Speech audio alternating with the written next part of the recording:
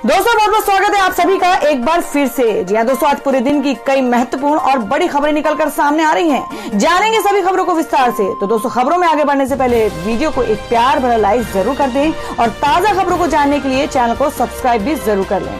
तो देखते हैं पहली बड़ी खबर क्या निकल कर आ रही है।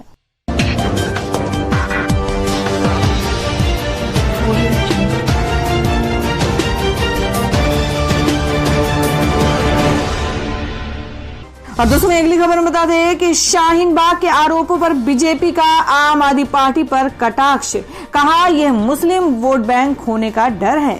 जी हां, आपको बता दें कि शाहीन बाग के धरने के मामले में आम आदमी पार्टी आप के आरोपों पर भाजपा ने पलटवार किया है।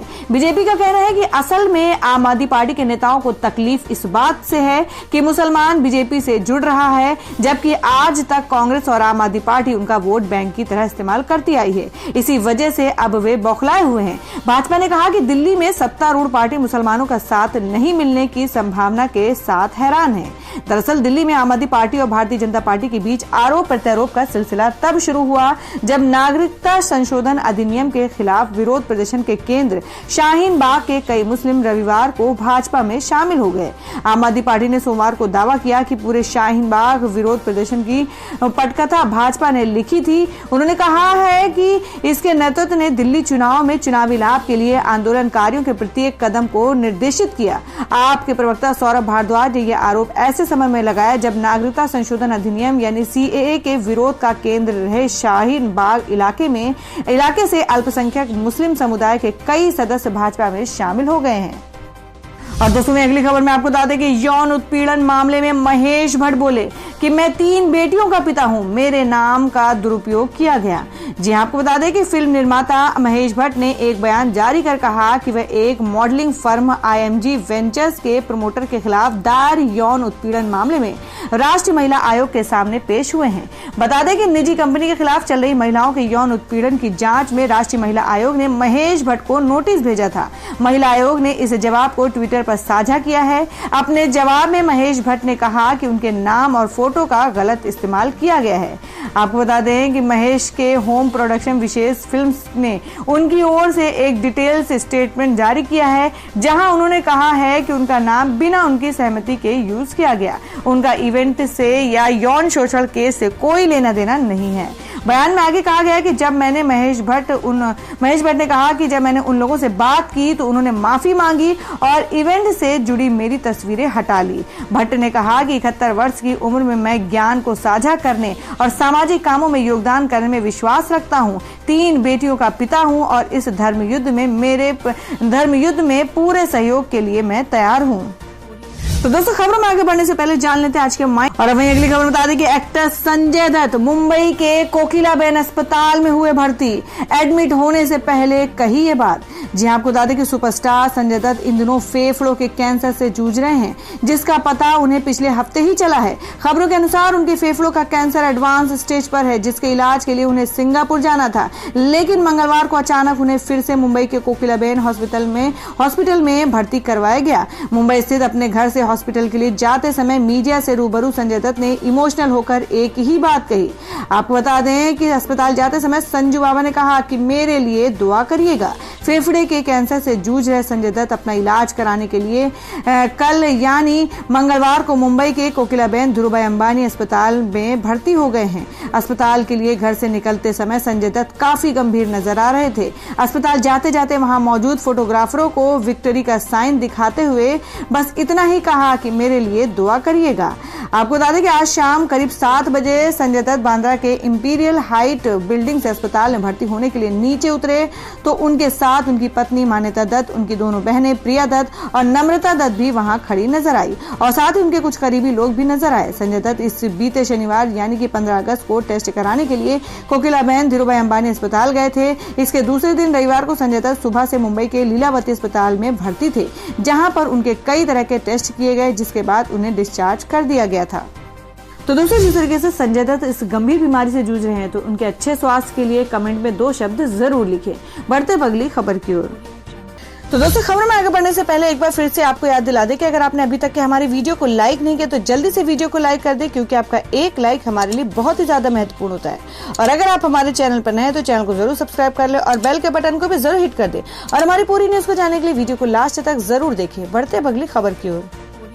और दोस्तों, मैं अगली बड़ी खबर बता दें, प्रियंका गांधी ने कहा कि गांधी परिवार से बाहर के व्यक्ति को कांग्रेस का अगला अध्यक्ष बनाने की राहुल गांधी की बात से सहमत हूं। जी हां, बात करें कि कांग्रेस महासचिव प्रियंका गांधी ने अपने बड़े भाई और कांग्रेस के पूर्व अध्यक्ष राहुल गांधी की उस बात का समर्थन किया है जिसमें राहुल ने पिछले साल अध्यक्ष पद से इस्तीफा देने के बाद नेहरू गांधी परिवार के बाहर के व्यक्ति को अगला कांग्रेस अध्यक्ष बनाने की अपील की है। और ये दावा एक नई किताब इंडिया टुमारो में किया गया है। इस किताब को दिए इंटरव्यू में प्रियंका गांधी ने कहा कि राहुल गांधी ने कहा कि हम में से कोई पार्टी का अध्यक्ष नहीं होना चाहिए और मैं इससे पूरी तरह सहमत हूँ। मुझे लगता है कि पार्टी को अपने रास्ते की तलाश करनी चाहिए। प्रियंका गांधी ने यह भी कहा कि उन्हें नेहरू गांधी खानदान से बाहर के अध्यक्ष के साथ काम करने में कोई दिक्कत नहीं है।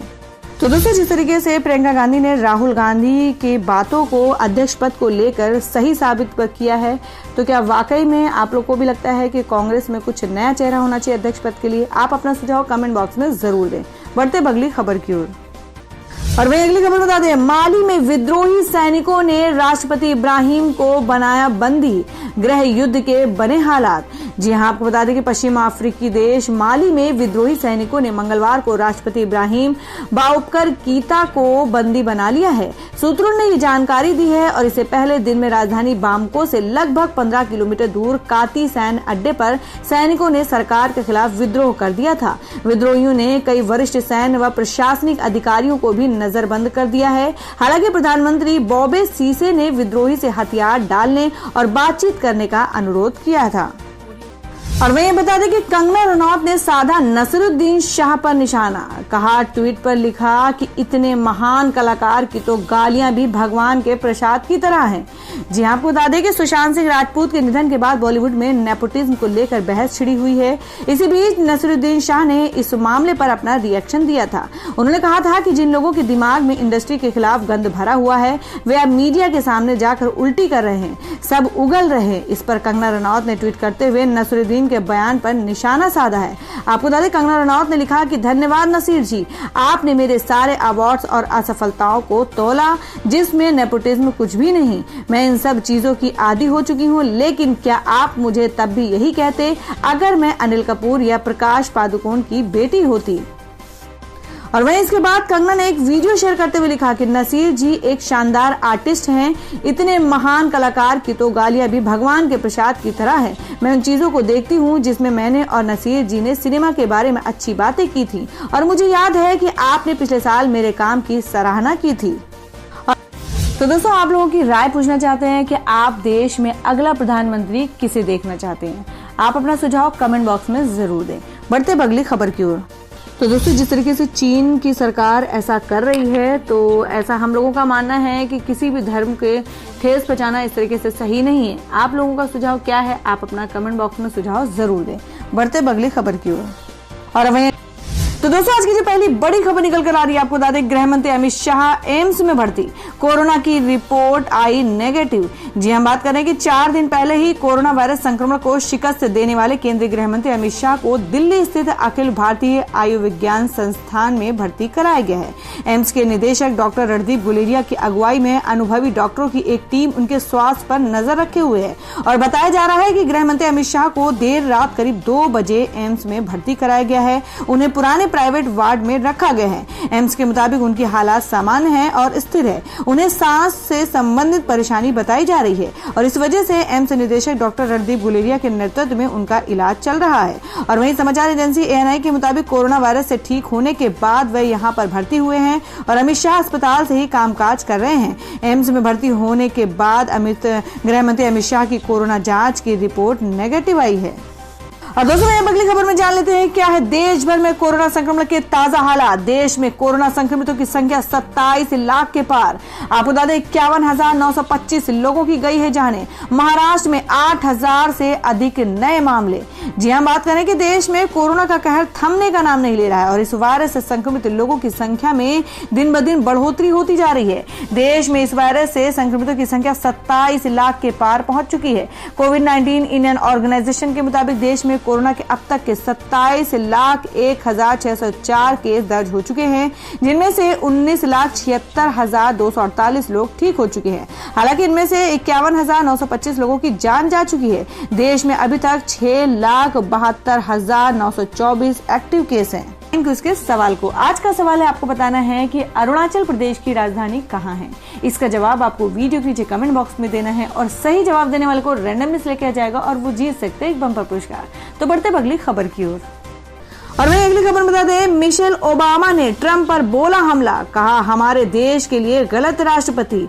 जी हां, आपको बता दें कि अमेरिका में राष्ट्रपति चुनाव नजदीक आते ही सरगर्मियां तेज हो गई हैं। सोमवार को डेमोक्रेटिक उम्मीदवार जो बिडेन की उम्मीदवारी के समर्थन में पार्टी नेताओं ने एकजुटता दिखाई, जिसमें पूर्व राष्ट्रपति बराक ओबामा की पत्नी मिशेल ओबामा ने राष्ट्रपति ट्रंप पर जोरदार हमला बोला। उन्होंने कहा कि ट्रंप अमेरिका के लिए गलत राष्ट्रपति हैं। राष्ट्रपति पद के लिए डेमोक्रेटिक उम्मीदवार जो बिडेन के समर्थन में हुए 4 दिवसीय कन्वेंशन में मिशेल ने एक वीडियो मैसेज में ये बात कही। कोरोना वायरस के चलते अमेरिका में चुनावी कैंपेन ऑनलाइन हो रहे हैं। अमेरिका की पूर्व प्रथम महिला ने ट्रंप पर हमला बोलते हुए वोटरों से ट्रंप की विभाजनकारी राजनीति को खारिज किए जाने को कहा। मिशेल ने ट्रंप को अमेरिका के लिए गलत राष्ट्रपति बताया। रिकॉर्डेड वीडियो संदेश में मिशेल ओबामा ने कहा कि हम व्हाइट हाउस से नेतृत्व, सांत्वना या दृढ़ता को लेकर उम्मीद से देखते हैं, लेकिन हमें वहां से अराजकता, विभाजन और सहानुभूति की पूरी कमी मिलती है। उन्होंने राष्ट्रपति ट्रंप को ऐसे राष्ट्रपति के रूप में बताया जो कि अक्षम है और पद की गरिमा के लिहाज से शालीनता की कमी है। बता दें, फेसबुक विवाद पर राहुल गांधी का हमला, कहा नहीं होने देंगे लोकतंत्र से खिलवाड़। जी हां, आपको बता दें कि कांग्रेस के पूर्व अध्यक्ष राहुल गांधी ने निशाना साधते हुए ट्विटर पर लिखा कि हम लोकतंत्र के साथ खिलवाड़ नहीं करने देंगे। राहुल गांधी ने फेसबुक मामले में कांग्रेस द्वारा कंपनी के सीईओ मार्क जकरबर्ग को लिखे एक पत्र को भी ट्वीट किया है और कांग्रेस सांसद ने लिखा कि पक्षपात, झूठी खबरों और नफरत भरी बातों को हम कठिन संघर्ष से हासिल हुए लोकतंत्र के साथ खिलवाड़ नहीं करने देंगे।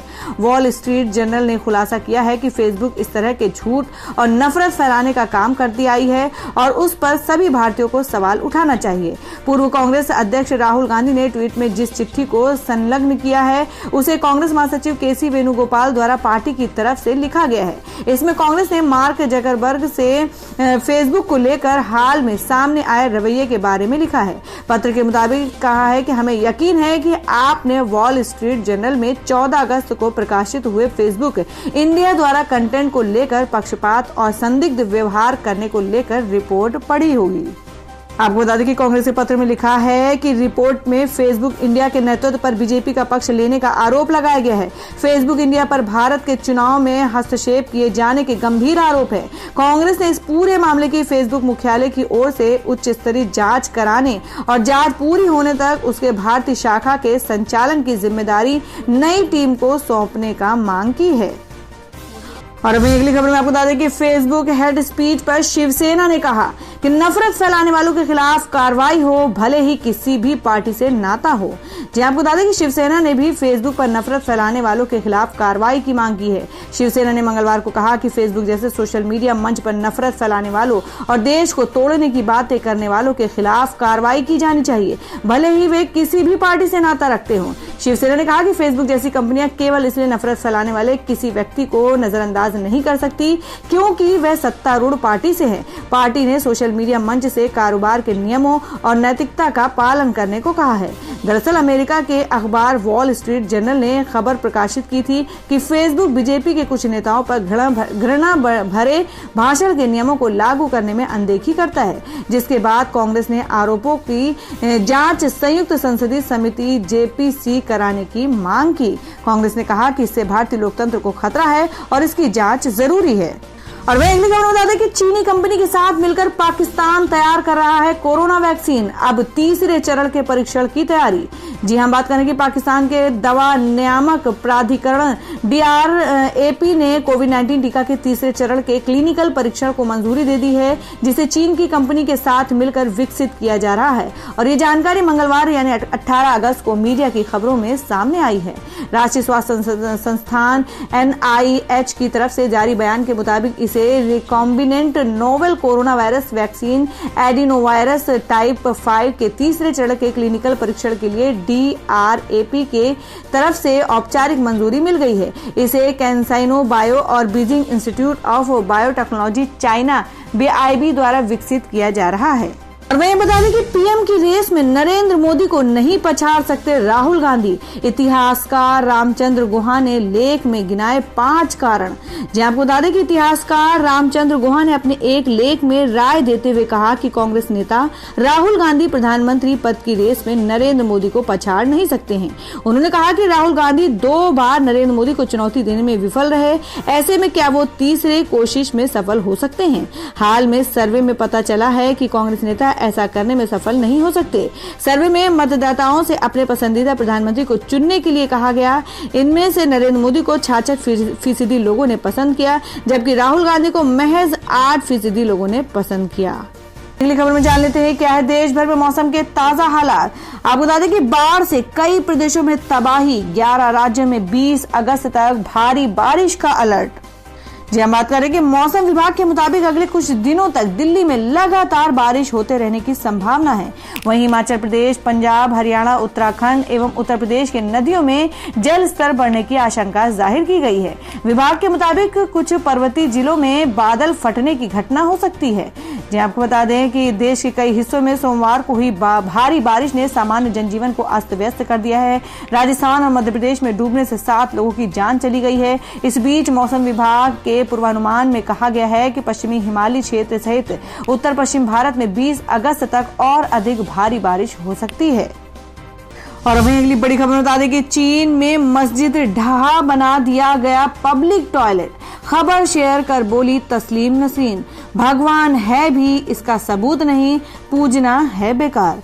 जी आपको बता दें कि बांग्लादेशी मूल के मशहूर लेखिका तस्लीमा नसरीन ने एक ट्वीट किया है और इस ट्वीट में कैप्शन में तस्लीमा नसरीन ने लिखा कि चाइनीज अथॉरिटीज ने शिनजियांग प्रांत में एक मस्जिद को ढहा कर वहां सार्वजनिक शौचालय बना दिया है। सार्वजनिक शौचालय लोगों के लिए बेहद जरूरी है, यहाँ तक कि मुस्लिमों के लिए भी। इस बात का कोई सबूत नहीं है कि भगवान है। मस्जिद में अल्लाह की इबादत करना व्यर्थ है। सार्वजनिक शौचालय बेहद उपयोगी है। अपने ट्वीट के साथ तस्लीमा नसरीन ने एक खबर का लिंक भी शेयर किया है। वियोन न्यूज की इस खबर के अनुसार शिनजियांग प्रांत के अतुश इलाके में स्थित मस्जिद को ढहाकर वहां सार्वजनिक शौचालय का निर्माण कर दिया गया है। अतुश इलाके में स्थित सुनतांग गांव में स्थित मस्जिद को साल 2018 में ढहा दिया गया था।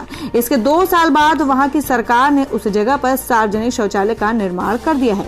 बता दें कि चीन में पिछले काफी समय से वहां के उइगर मुस्लिमों पर अत्याचार किया जा रहा है। रिपोर्ट्स के अनुसार चीन ने शिनजियांग प्रांत में करीब 70% मस्जिदों को तबाह कर दिया है और उल्लेखनीय है कि मस्जिद को तबाह कर वहां शौचालय या कुछ और बनाने की ये कोई पहली घटना नहीं है।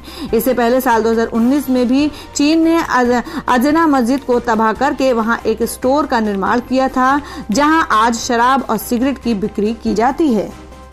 तो दोस्तों ये थी अब तक की सभी बड़ी खबरों की अपडेट्स। टुडे ब्रेकिंग न्यूज और लेटेस्ट खबरों को देखने के लिए हमारे चैनल को सब्सक्राइब जरूर कर लें, वीडियो को लाइक और शेयर भी जरूर कर दें अपने दोस्तों और रिलेटिव्स के साथ। तो दोस्तों फिर मिलेंगे काम की खबरों और सरकारी योजनाओं की एक और नई वीडियो के साथ। तब तक के लिए धन्यवाद दोस्तों।